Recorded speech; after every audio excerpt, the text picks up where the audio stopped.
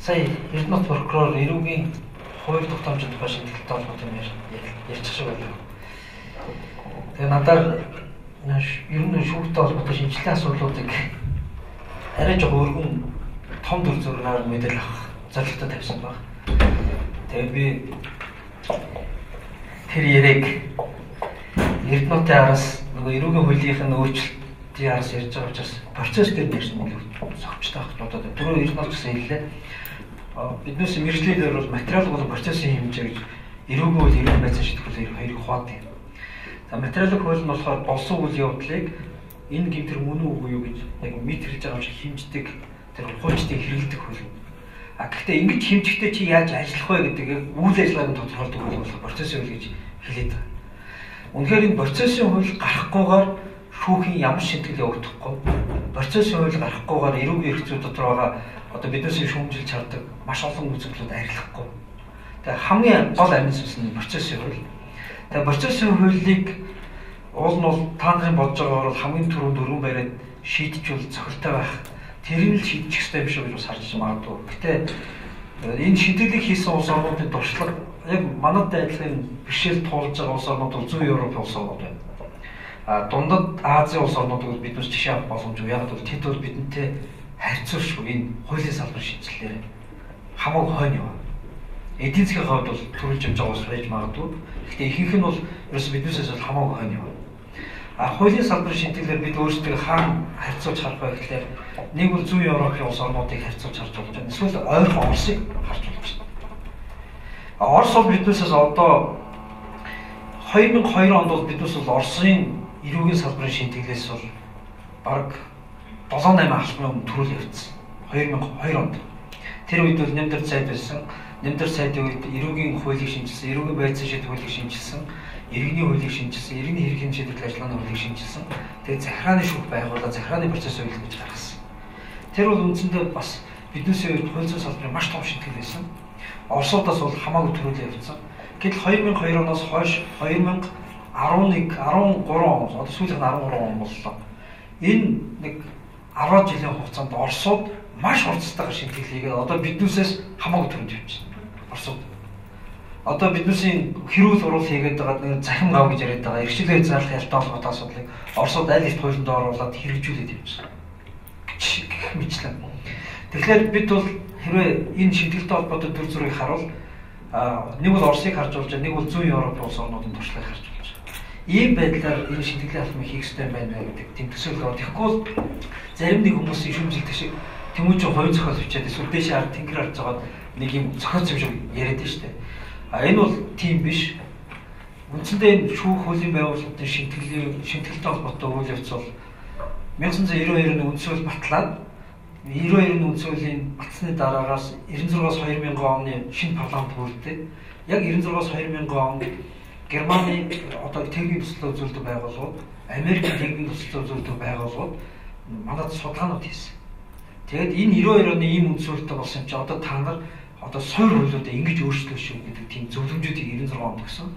Тэгээ 96 онд баг 98 оноос 99 онд анх тэр эрүүгийн хууль бол эрүүгийн байцаан шийдэх хууль, иргэний хууль бол иргэний хэргийн шийдвэрлэх хуулиуд бол хуулийнхаа цаасаар бол бэлэн болцсон баг. Тэгээд орж ирээ тэр үед Ардсан намд засгийн эрхийг барьж исэн. Тэгээ Ардсан намд бол тухайн хууль зүйн яам болон Ардсан намын шийдвэр гарах хүмүүст бол за ингэж хуульчийн өөрчлөлтүүд бол одоо зөв болно гэдэг юм хуулиуруудыг гаргаж өгсөн бэл. Харамсалтай тэр үед бол 96-аас 2000 онд нөгөө засаг нь дахин солигдоод юу хуулийн шинтгэл хийх мантай өөрөөсөө хэн даргаах тухай бол хэрэгэлдэл зовлтоо явж исэн. Тийм учраас тэр хуулиудыг нэгж парламент руу оруулж ирэх. Харин тэр хуулиуд хэн оруулж ирсэн бэ гэхээр 2000 онд Ардын нам засгийн эрхэнд гараад харьцангуй доктортой засгийн газар бүрдээ. Тэгээд дахид тэр хуулиудыг нэг шинжилээд шинэ сайдууд гараад дахиж нэг уншаад зарим нэг зүйлийг нь бас өөрөөр хараад заслал баг.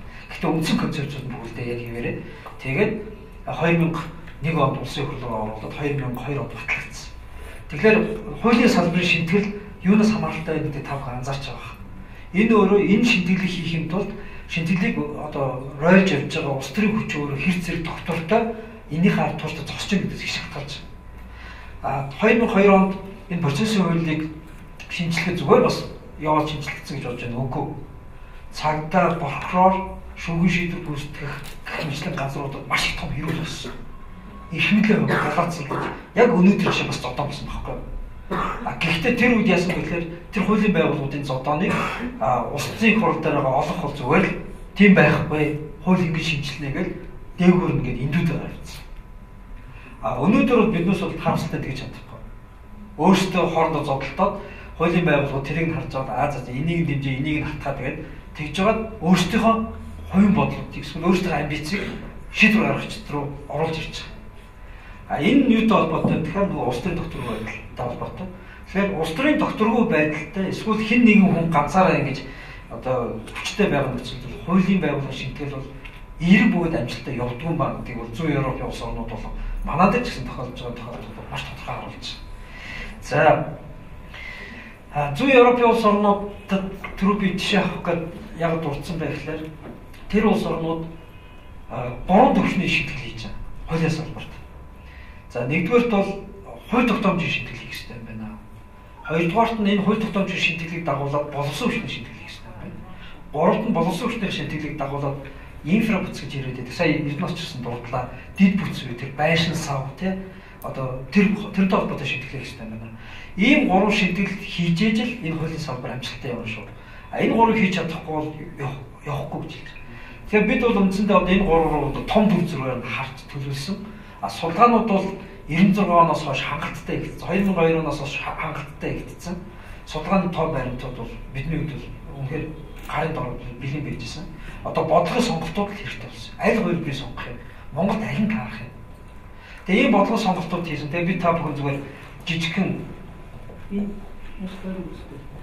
энэ харин хэр зэрэг харагдах юм гэдэггүй. Би энэ цаасан дээр нэг юм зурж үзүүлэх гэдэг. Хэр зэрэг харагдах бол би дээр нь одоо Монголд байгаа загвар. Доор нь бидний одоо хитэн ирээдүйд хүсэж байгаа загвар. Бас Монгол мөнөлтөд гэхдээ ирээдүйд хүсэж байгаа загвар. Энэ хоёрын тухай та нарт ингээд схемчилчвэл гэд ойлголт жоохон төхөн болох байна. Тэгээд түрүү Эрдэнэт хэлсэн цагдаагийн албаны тухай бол дахрын албаны тухай хууль дээр бол энэ шинтгэлийн зөвхөн хаяа. Зүгээр хаяанд байдаг илүүгээр юм уу эсвэл нэг монголчууд ярьдаг шүү дээ аргал гэдэг бараага байж байдаг тэр шиг зүйл байхгүй. Энэ шинтгэлийн яг гол хэсэг нь бол ерөөсөө процесс юм. Процессын хууль гэж юу гэдэг юм тэгэхээр хэргийг яаж илрүүлдэг юм, яаж мөрддөг юм, шүүх хурлаа хэрхэн яаж зохион байгуулдаг гэдэг энэ юмыг тогтоодог хууль. Монгол улс бол үндсэндээ нэг шүүх хурл бол ганцхан. Энэ нэг шүүх хурл болно. Гэхдээ энэ шүүх хурлын хувь заяаг энэ өмнө болж байгаа нэг процесс дотор цуглагдсан хавтас тэрэг гэдэг юм шиг.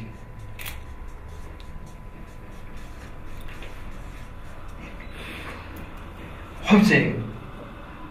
Энэ шүүх хурлыг бас тодорхойлж болох нэг зүйл нь нотлох бол. Юуг нотлохоор гэж үзье. Яаж нотлогдсон гэж тооцсон юм. За энэ хоёр зүйл бол Монголын энэ шүүхийн процессыг бол тодорхойлж байгаа. Нотлохын хувьд бол манайх бол яг социалист аргаараа Вишинскийн онол гэж ярьдаг. Гэмт хэрэг сэжиглэгдэж байгаа эсвэл буруутгаж байгаа хүн өөрөө гэмт хэрэг хүлээн зөвшөөрөх бол нэг номерыг нотлох чадвартай гэж үздэг. Нэг номерыг. Бусад улс оронд бол сэжиглэгдэж байгаа хүнийг нэг номер гэж үздэг. Сэжиглэгдэж байгаа хүн худлаа хэлэх хэрэгтэй, өөрийгөө өмгөөлөх хэрэгтэй гэж үздэг. Тийм учраас тэр хүнийг өөрөөр нь хэрэг нотлох ерөөс оролдохгүй. Харин тэр хүнээс өөр бусад их сурвалжаар хэргийг нотлох гэдэг нэг номерыг ачаал бүтэлтэй гэж үздэг. Манайх бол өөр бусад хамаахгүй. Өөрийг нь ингэж нотлох гэж ингэж чухалчилж байгаа учраас одоо нөгөө иргэдийн шүүдэг цагдаж хоригдог тэр бүх процесс манад энэ одоо шүүхийн өмнөх энэ шатнд ноёлж хүнийг бол ерөөсөө барих хэрэгтэй, айлах хэрэгтэй, сүрдүүлэх хэрэгтэй, хулин богод өөрөө мэдүүлэг өгөх хэрэгтэй. Тэгэж мэдүүлэг авахын тулд тэр мэдүүлгийг баталгаажуулахын тулд байцаалт гэдэг ойлголт байна. Байцаалт. Тэр хүнээ зодож болно, гэр бүлийн хүнийг айлгаж дарамтлж болно. Тэрийг болохоор одоо гүйцэтгэх ажил гэдэг юм өөр нэг том хэлж байна. Тэгээд нөгөө хүн бүр шантраад ирэхээр за би хэлийг гингүүд. За одоо би ч бас байцаалдаа. За хэлдэ гэд нөгөө цаасан дээрээ нөгөө хүнээр сайхан бичүүлж байна. Тэгээд гар үсгээ зургуудаа тэрийг хавц тэрэг болгож байна. Нөгөө урд нөгөө юмнууд байхгүй хавц тэрэг. Нөгөө хүн намайг зодсон бодсон гэж. Худлаа одоо хавц тэрэг жаалуу биш. Баг тийм хэмжээний байна. Тэгээд энэ хавц тэрэг гэдэг зүйл нь энэ хувьцааг шийдэх учраас энэ шүүх хурал гэдэг бол зөвхөн жүжиг. Зөвхөн жүжиг. Тэгээд уул нь манайх гоё баруун дэвдэг зарчмууд байгаа да шүүх хурлыг амаар явуулна. Гэхдээ амаар явуулна гэдэг нь барууных нь юу гэхээр шүүх хурал дээр ямар нэгэн цааснаас илүүтэйгээр гэрч байгаа бол гэрчийн биеэрээ ирнэ шүү. Шинжиж байгаа шинжиж өөрөө ирж тэрийг тайлбарлана шүү. Ямар нэгэн баримтчилт байгаа бол баримтаа авчираа тэрийг задлан шинжлэх байдлаар яг энэ дээр ярина шүү. Тэгснээс биш та нарын цаасан дээр хийсэн тэр чинь бол та нарын одоо протокол, та нарын хууль юм.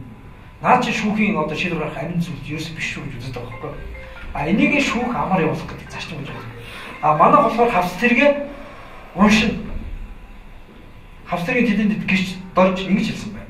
Дорж хаана дорж байгаа байхгүй. Гэтэ дорж ингэ хэлсэн байна. За юу. Окей. Нөгөө хавц тэрэг дээр бүх юм нотлогуудаа гэрчийг цухтаалгаж болно, шинжээчийг ирүүлэхгүй байж болно. Бүх аргыг хэрэглэнэ. Хавц тэрэг бол зөвхөн хүнийг хувьцааг шийдэх гэдэг нэг амьгүй цаасл орж ирэх юм байж. Тэгэхээр энэ хоёр зүйл одоо өөрийг нь одоо нотлооны их үүсвэ гэж боддог. Тэгээ хувьцааг хавц тэргээр шийддэг. Тэгээ энэ хавц тэргээ байцаалт гэдэг ийм аргаар явагддаг. Тэгээ энэ нь өөрөө энэ шүүхийг жүжиг болгож байна. Тэнгууд одоо асуудал үүсэж байна. Бусад улс орн энэ яадаг юм бол энэ ч өөрөө процессын шийдвэрлэх хамгийн чухал хэмжээ байхгүй юу? Бусад улс оронд яадаг юм бол зүгээр одоо дотоод агуулгыг харахгүй зүгээр хэлбэр талаас нь харъя. Гэт судлаад үзсэн чинь ийм шүүх хурал гэдэг нь тэнд дөрөв ширхэг байж. Биднээсийн энэ бол зөвхөн ангар шатны шүүхд ярьж байгаа шүү дээ. Давзаал хэлдэг тухай ерөөсөө ярихгүй. Ангар шатны биднээс ганцхан байдаг нөгөө шүүх хурал гэдэг ойлголт тэнд дөрөв ширхэг байж. Энэ одоо яагаад дөрөв байгаа юм бол шүүх хурал гэж юу юм гэдгсэн чинь дахиад асуудал болж. Энэ хуралдаануудаа тэд нэрлэхдээ ерөнхийдөө сонсол шүүхийн хэр гэж нэрлэдэг. Сонсол гэж нэрлэдэг. Тэгсэн чинь яасан бэ гэхээр үндсэн хуулийн дээр ч болон эрүүгийн хууль тогтоомжн дээр ч тэр хүн хэн нэгэн хүн гэмт хэрэг буруудах гэж байгаа бол нин дээрүү хэрэгээ шүүхэд сонсох эрхтэй гэж байгаа юм. Нин дээрүү. Тэгсээс 2-3 жилээр цагдаа ороод айрал дарамтлаад эрүүдэн шүүгээд гэсэн үг ерөөсөө биш. Сонсох гэж байгаа шүүг нь хараад бас би даасан байх хэрэгтэй гэж. Тэгэхээр энэ шүүх хурал гэдэг нь шүүх хурлж байгаа шүүгч гэдэг дарга асуудал шийдэхэд бол хурал хийж байгаа биш. Асуудал шийдвэрлэх гэж байгаа хүн хэрэгээ сонсох гэж байгаа байхгүй. Сонсох гэдэг чинь чихээрээ шүүгч чи чихээр сонс нүдэрээ битгий хар. Ядаж чихээрээ сонс. Гэрчээ бол гэрчийг авчираад харж байгаад энэ хүн ингэж яриад байгаа юм байна гэдэргээд нөгөө тэр процессоо өөрийнх нь энэ талбар дээр хий. Гэтэл энэ талбар нь манад байхгүй ганцхан. Ганцхан гэхдээ нэг хэргийг шалгахад 3 жил болж байхад 3 жилийн хамгийн сүүлд төсвөл. Тэгээд энэ дээр нөгөө сонсох гэдэг юм хамгийн чухал шударга усны одоо үнэн бодитойг тодорхойлох тэр юм явдаг учраас энэ нь ганцхан тэгээ тэр хойноогоо учраас энэ урд хэн сонсох вэ? Өмгөөлөгч хэвлэр гарахаас өөр байхгүй.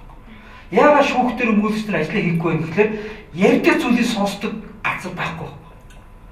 Тэгээд хамгийн сүүлд яг ялуу хүү үгүй гэдэг дээр л сонсон. Тэгэхээр нөгөө хүмүүс чи энэ шатан зүгээр хэвлэр гараад буу юм болоод байгаа байхгүй. Гэтэл нөгөө улс орнуудад яаж яах гэсэн чинь нөгөө сонсгол гэж яаж болох нөгөө шүүхийг чихийг онгоолж нөхцөл байдлаа ярих гэдэг байгаа зүйл 4 удаа болно. 4 удаа болно. За эхнийх нь юу юм? Эхнийх нь гэсэн чинь хэн нэгнийг баримтлах гэж байгаа бол эрхийг хязгаарлах гэж байгаа бол хорих гэж байгаа бол заавал шүүх бол. Энэ үнийг барьчлаа. Одоо гудамжинд дагсан салтуудаа хүн зовж явахад барьчлаа. Маргааш өглөө 7 цаг шүүх нэгдэл энэ хүнийг цааш нь хорих уугүй юу, гадуур байлгах уугүй юу тэр бүгдийг шүүх хуршиг. Өмгөөлөгч нь ороод прокурор нь ороод ярилцаад манай хүн бол амьдрал хэвийн ажилдаг өцөгдөр жоохон агсан сохтод тавьж жоохон уурттай байж байгаад ингэчиж алдаа гаргачаад биднес процент нэлийг тавиа гаргачаад гадуур байлгач прокурор энэ бол аюултай нөхөд техник шүүх сонсож байгаа аль нэг нь илүү үндэслэлтэй нотлогоотой цаад дараагийн асуудлыг шийдэхэд зөв гэж харж байгаа. Тэр үнцгийг харж байгаа. За чамаа судлаа чамаа хөрлөө гэж алхаж байгаа байхгүй. А манад бол шүүгч гаргаж байгаа гэхдээ хурл байхгүй. Өрөөд нь хавц тэргээс овчлаа бүрдэн байцч прокурор ороод тогтоолтоор араас дурчих. Өмгөөл чинь хүнийг хизээ барих гэж мэдгүй годомж хүлээгээс сууж байгаа байхгүй. Тэгэхээр энэ бол бас л шүүх бол. За энэ шүүх хурл байхгүй болохоор одоо барьцлаа, хорцлоо гэж хэвлэлийн баг хурд зарлаа, шоудаал тийм нөгөө талаас. А нөгөөдөл нь зөрүүлээд нэг хүн яг гэмтрийг хийсэн байхгүй гэж дахиад нэг шүүхтэр сонсох ёстой ярианууд дагаан яриад байна уу? Олон нийт рүү хэвлэрүү яриад. Тэгээ олон нийт рүү хэвлэрүү ярихаар олон нийтнийг бол энэ хүн гэмтэр хийх юм байна. Эсвэл эдгээр одоо хүн бүтгэж байгаа юм байна гэдэг нөгөө үнэн бодит нотлог баримтууд ажиллагаанууд цуглараагүй байхад олон нийт хоёр тал тугаалдаа хэрэлдэл ингээд бужигнаад хэлчихсэн. А тэр улсууд бол энэ бол шүүхийн процесст явах ёстой болохоос хэвлэр явах ёстой зүйл юм шүү дээ. А манай хэвлэрүү гараад байгаа шалтгаан ердөө тэр. Энэ байхгүй энэ нь хаалттай учраас хэн энд давуу ирэх байгаа. Хэрэг үрдэж мөрдөн байж прокурор давуу ирэх байгаа. Өмгөөлөгчд ямар ч ирэх байхгүй болчихж байгаа. Хэн нэг хэрэг шалгадаад бол өмгөөлөгч нь яг улс төр шиг годомжинд улс төр хийхээсээр аргагүй. А хэрэг үрдэж мөрдөн байж прокурор бол яг ингэ барьж дургуугаар хэвлэлийн баг хурлыг олон нийт яг эдгээр автомны хүмүүс ингэж хэлж байгаа учраас үнэн байх гэж бодтол нь шоудаал. Тэгээд энэ өөрөө нэг үг хэлэхэд шүүх бол нотлох баримт хууль зүйн үндэслэлтэй хоёр чухалчилдаг бол одоо манай систем PR чухалчилдаг болоо ирсэн. Тэгээ энэ бол биднээс үед шийдэх ёстой шийдэл байна гэж харсан. Хоёрт нь энд нэг юм байна. Дахиад нэг процесс. Тэрний юу вэ гэхээр нотлох баримтыг цуглуулсан процесс үйл ажиллагаа явуулсан хэмжлэн процессын үед маргаан гарвал маргааныг шийддэг хэрэг гэж. Энд. Одоо манай хүний одоо энэ би гурван насаар энэ бол гин буруугийн шүүх хурал, энд ял өгөх шүүх хурал. Энийг биднээс одоо юу гэж нэрлэхээ мэдэхгүй байна. Одоогоор процессын үед дээр урдчилсан шүүх хурал гэдэг тийм нэр хэрэглэх гээд байгаа. Манай ганцхан хуралтай учраас эднийг оноос нь нэрүүд манай дутагдж эхэлж байгаа. Тэрөө эрдэнэ прокурор баа бөгөөд энэ төргээд хэл зүй юм ярьж байгаа шүү лээ. Үнэхээр хууль зүйн хэл гэдэг бол бас тусдаа. Хууль зүйн хэлэн дээр эднийг оноос нь нэр манад огт байхгүй учраас бид одоо яаж нэрлэхээ мэдэхгүй. Тэгэж хэвтгэл одоо баруун шүүх хурал гэдэг анхан шатны шүүх хурал, давцаалт шатны шүүх хурлыг шүүх хурал гэж хэлээд дээд шүүхийн хуралдааныг шүүх хурал гэж хэлэхгүй байгаа. Энэ чинь хүртэл манад нөгөө монгол хэлний одоо юу ойлголтыг одоо үзэгдээ утгажуулах ойлголт дутуу байгаа юм илэрхийлэл. За энэ гин буруугийн шүүх хурлын өмнө энэ гин бурууг тооцохын тулд ямар нотлох баримтаар ямар гэрчээр ямар шинжээчийн дүгнэлтээр ямар процесс ажиллагааг хууль ёсны гэж үзэж энэ шүүх хурлыг хийх юм гэдгийг шийддэг хурал. Энэ. А манай болохоор ганцхан энэ хурал дээр ирэл буруутай буруугүй энэ нотлохоор чи хүчтэй хүчингүй шинжээчийн дүгнэлт чи худлаа үнэн гэж бүх юмыг холилдуулаад хэрэгдэдэг байгаа байхгүй. Тэнгууд харж байгаа хүмүүс нь ч ойлгохгүй, маргаж байгаа хүмүүс нь ч ойлгохгүй, сүлдээ шийдвэр гаргаж байгаа шүүгч ч ойлгохгүй юм. Төрөл бүр юм хамт хэрэгдэдэг байгаа учраас. А гэтэл тэнд бол хаана юуг ярих уу, юуг ярихгүй гэдэг ингээд яг хурлаар зааглаад өгсөн. Энд бол одоо чинь дойч гэдэг хүний гэрээс одоо хар тамхи олсон. А тэгсэн чинь энэ хар тамхиад энэ хүний гин буруутай гэж яллах гэж байгаа гэсэн чинь нөгөө өмгөөлөгч дойч гэдэг хүний гэрээс та хар тамхи олсон гэж ярьж байгаа боловч шүүхийн зөвшөөрлөг гэрийн дотор орсон. А тэр одоо хар тамхи олж байгаагаа баримтжуулаагүй. Шүүхийн зөвшөөрлөг баримтжуулаг орсон чинь тэр орсон мөрдөн байцаагч өөрөө хариулж ороод тавьсан чинь хэм мэдх юм. Маргаан гарч байгаа байхгүй. Тэр энэ маргааныг энд шийдэхгүй, энд шийдэ. Үнэхээр чи шүүхийн зөвшөөрлөг орсон юм уу? Шүүхийн зөвшөөрлөг аваагүй. Тэгвэл таны нотлохоор төвчөнгөө. Энэ нотлохоор дээр ч үнслээд биднээс хин нэгний буруу шийдэхгүй. Шинжээчийн төвлөлд нөгөө асуултаасаа хайлсан эсвэл мэржлээ өөрийнхөө мэржлийн төвч. Одоо сая ганц үеийн шүүх хурлаар байнга дурдчихж шүү дээ. Энэ таны мэржлийн хүрээнд таны тэр онцгой одоо тусгай мэдлэгтэй чи холбоогүй юм та яа шинжилсэн. Гэтэл дахин асуудал байгаа байхгүй. Гэтэл тэр асуудлыг энд ярьдаг болохоос биш энд ярихгүй. Гэтэл манайхан бол гин буруу гэж ялгаж бүх хурдан дээр холдоо ороод ирсэн учраас бүр замбраа болоод байгаа байхгүй. А тэнд бол энэ хурл бол маш чухал. Эндээс хүлээн зөвшөөрсөн нот тохиолдолд гин буруугийн тухай ярина. За процессын ямар ч маргаангүй нот тохиолдолд агуулга нь ярихгүй хэлбэрийн хууль ёсны шаардлагуудыг яриад за наад нот тохиолдолд явлаа, наад нот тохиолдолд явлаа. За энэ нот тохиолдолд өөрөнд биднээс одоо ялч одоо юу толгойтой ялаа болох юм. А прокуратура энэ нот тохиолдолд өмгөөлж танилцуулсан уу? Танилцуулаагүй бол ялж уурлах хийхгүй шүү. Тэгэхээр сюрприз гэж байхгүй. Прокурор нэг нот тохиолдолд нуухгүй. А манайхан бол яг тэгэхээр бөөн зузаан хавц тэр шилжиж за танилцгаад хугацаа өгөөд нөгөө өмгөөлөгч нь хэрэг газар хэргийн төсөл амжилт танилцаа зарим танилцахгүй. Тэгээд ямар нотхоор юу байгааг мэдэхгүй шүүх хурданд орохоор сюрприз гарч ирж магадгүй байхгүй. А гэтэл тэнд бол тэхгүй. Өмгөөлөгч тэр хүнийг буруутгаж бүх нотхоортой танилцаад нотхооронд эргэлзээ байгаа шалгуулаад түүний эсрэг баримт байгуул нөхөж авахуулаад тэгээд бүх юм бэлэн болсны дараа энийг ярь.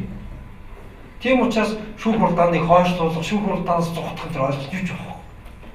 А энэ дээр дутуу байх юм бол энэ шатанд хэрэг мөрдөн байцаалт руу буцаа. Тэгснээс энэ гин буруугийн ял дээр буцаахгүй. Манайх болохоор эндээсээ буцчихж байгаа. Тэгэхээр нөө ял ярьж байгаа буцчихаар ой шүүгч яг яллах гэдэг гэдэг тийм сэжиг таамаг орчиж байна. Шүүмжил рүү орчиж байна. За энэ бол хамгийн чухал процесс.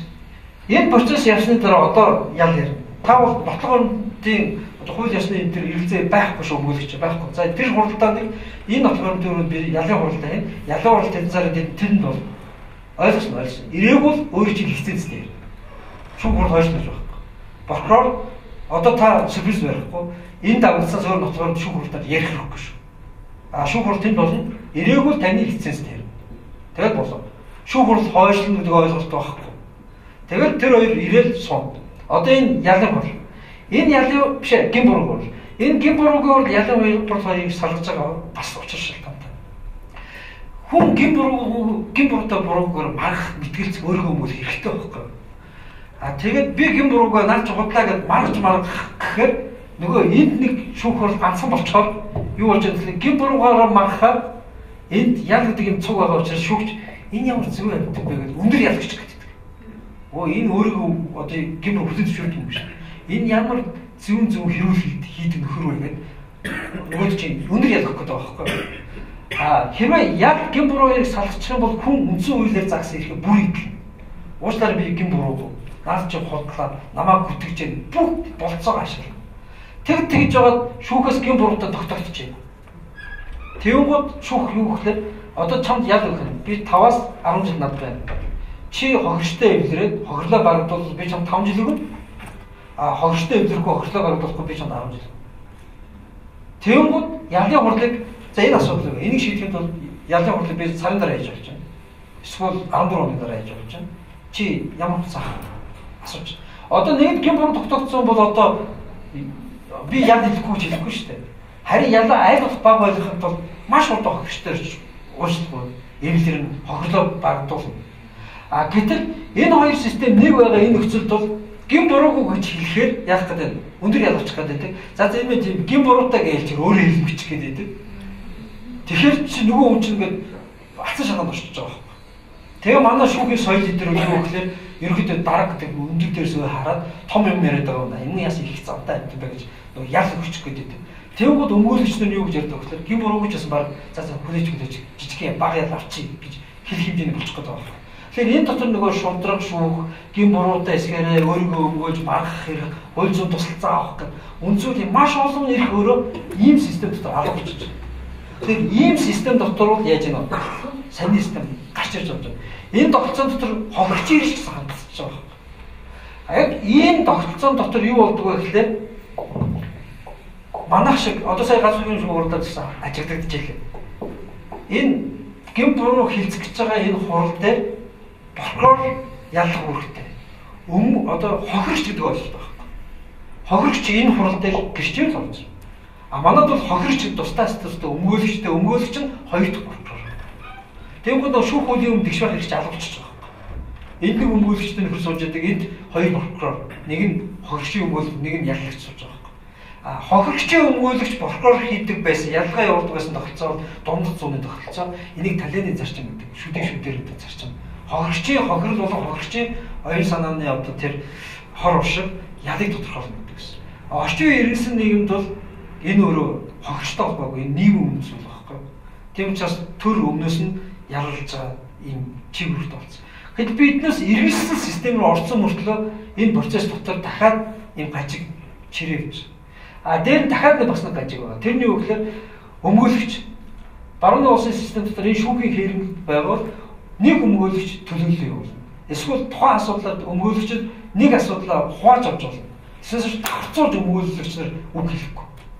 Та нар аль нь шүүх төлөөлөх гэж байна? 5 өмгөөлж авах нь их нээлттэй. Гэхдээ шүүх хурлаанд оруулаад 5 л ярихгүй. Уучлаарай. 2 прокурор бол 2 ярихгүй. Нэг прокурор орно, нэг өмгөөлөгч орно. Ардаа хэдий байх нь бол та нар хувийн ажлын зохион байгуулалт. Яг энэ асуудал дээр үг хэлэх чинь нэгээд л тэгжээ нөгөө иргэдэг шиг гэдэг зарчим чинь хэрэгжин гэж байгаа. Манайхан бол аль болох олон өмгөөлөгч оруулал их ярина гэж бодож байна. Тэгвэл нөгөө талд нь дахиад олон прокурор оруулах хэрэгтэй болж байна. Эсвэл хохирогчийн өмгөөлөгч нэлээд олон байх хэрэгтэй ч юм уу. Энд чинь юугаар өрсөлдөд эхэлж байна вэ? Тоогоор өрсөлдөд эхэлж байгаа юм. Тэр нөгөө улсууд орнууд бол яг энэ шүүх хуралдааныхаа хэм маягийг дараа давар зарчмуудыг маш их тавьж эхэлж байгаа. За биднээс бол процессын хуулийг ийм болох гэж байна. Энэ гэхдээ зөвхөн шүүн таслах үйл ажиллагаатай холбоотой, хэрэг хийн шийдвэрлэх ажиллагаатай холбоотой байсан. Манай дахиад нэг асуудал байна. Биднээс эрүүгийн байцаа шийдэх хууль гээд нэг хуультай. Ийм. Тэгсэн чинь бусад улс орнуудад энэ процессын хуулийг 3 хууль шийдэж байна. Энд нэг хууль байна, энд нэг хууль байна, энд нэг хууль байна. Энэний ард дахиад бас 2 хууль байгаа. Энэ нь юу гэхээр энд хууль сахилах үйл ажиллагаа эсвэл цагдаагийн үйл ажиллагааны тухай хууль гээд нэг хууль байна. Хэрэг бүртгэгч, мөрдөн байцаагч, ер нь хууль сахилагч гэж үзэж байгаа хүмүүс ботгоонтыг яаж цуглуулах юм, мэдүүлгээ яаж авах юм, нэгжлийн үйлчлэгээ яаж хийх юм гэх мэтлэн бүх юмыг журуулж гэж. Б гэж журуулж гэж. Энд нь болохоор хэрэг хэн шийдвэрлэх ажиллагааны тухай хууль гээд одоо шүүх хурд яаж явах юм, өмгөөлөгч прокурор яаж ажиллах юм, өмгөөлөх үйл ажиллагаанд ялах үйл ажиллагаа нь ямар байх юм гээд нэг тийм хууль байна. Энд нь дасан зэрэг хангамжийг хэрэгжүүлэх тухай хууль гээд тусдаа байна. Энэ 3 хууль. Манайх бол энд нэг хууль хийсэн. Нэг хууль хийц учраас юу болсон гэхээр энд мөрдөн байцаагч гэж. Цагдаагийн чинь АТ-гийн чинь мөрдөн байцаагч. Энд өмгөөлөгч гэж. Энд прокурор гэж. Энд шүүгч гэж. Энэ мөрдөн байцаагч, өмгөөлөгчийг, прокурорыг, шүүгчийг дараалах боломжтой. Яг л яг адилхан статустай байгаа. Тэгсэн чинь тэр улс орнууд бол мөрдөн байцаагчийн хууль бол энэ. Чи бол зөвхөн техник ажил. Чамд их мэдл байхгүй. Чи прокурор, шүүгч, өмгөөлөгчийн одоо шийдвэргүйгээр дураараа энэ үйл ажиллагаа хүний эрх рүү хандсан үйл ажиллагаа явуулах эрх байхгүй. Манайд бол нөгөө мөрдөн байцаагч чинь тийм тохиол гарсан шүү дээ. Шүүгч оруулж байгаа, өмгөөлөгч оруулж байгаа хуулийг зодчихсон тохиол гарсан шүү дээ. Одоогоос 6 тал жил өмнө. Шүүх хурал биш. Байцаалтан дээр. Тэр чинь юу хэлж яах вэ гэхээр нөгөө энэ хуулийн ялгаа байхгүй учраас одоо их бүдүүлгэр жишвэл эмч соёлогч хоёр байгаа байхгүй юу? Тэнгуү соёлогч нь эмчиг чи буруу эмчилгээ гэдэг шүү дээ. Одоо би наадах чи эмчилгээ чи харин тариа тарих юм ярих гэж шүү дээ. Тэгэхээр энэ нөгөө их мэдлийн ранг чиг үүргийн энэ ялгамж өөрөө манад нэг хууль байгаа учраас холилдчиход. Энийг ингэж 3 хууль болгох юм бол энэ холилдоо болох. Дээр нь энэ дасан зэрэг харамжааны хууль бол маш чухал. Дасан зэрэг харамжийг чи одоо чихэн хорж байцаах уу, гадуур байлгах уу тэр бүх юм хэрэгжүүлдэг хууль. Гэтэл энэ хууль байхгүй болохоор яадгүй гэхэлэр одоо манайх бол энэ хууль байхгүй учраас хамгийн амраар нь хорьцсон юм. Яг гадуур байлгахаар бүх дэд бүтсэн байхгүй, журам байхгүй. Тэгээ одоо биднээс энэ дэд бүтсийг хийх юм, журмыг хийх юм тулд яасан бэ гэхээр дахрыг яах гэж байгуулсан. Хол зорилго чинь хүнийг хорихоос илүү гадуур байгаад хүн дээр хийн л таах уу? Дахар юм л таана. Тэр чинь олдохгүй бол араас нь хөөцөлтөд олоод авах юм тэр байна. Гэрчигч тэр авчирна, сэжигнийгч тэр авчирна, шинжээчигч тэр авчирна. Альгүй л энэ хангана, хяналтаа дээр дэд бүз. Яг тэгэхээр бидэнд бол энэ нэг схемээр процесс нэг хуралтай 4 хуралтай. Нэг хуултай 3 хуултай. Энэ ард нь 2 хууль бичсэн. Энэ болохоор ял хэвлэх үйл ажиллагааны тухай, шийдвэр гүйцэтгэх тухай хууль гэж 2 тусдаа хууль байт юм бэл. Бас улс орнууд. Тэгжээж иргэний маргаануудаа шийдвэр гүйцэтгэх хуулиараа эрүүгийнхаа зүйлийг ял хэвлэх хуулиар шийддэг. Гэтэл манад дасан зэргийн харамжааны хууль гэхээс илүү ял хэвлэх хуулиар авчиад хүмүүсээ хэрэгжүүлээд. Энэ чинь тэгтэл шоронд нөө шүүхээр гэмрүүгээ тогтоолгоогүй хүмүүс толгой тоолох байхгүй.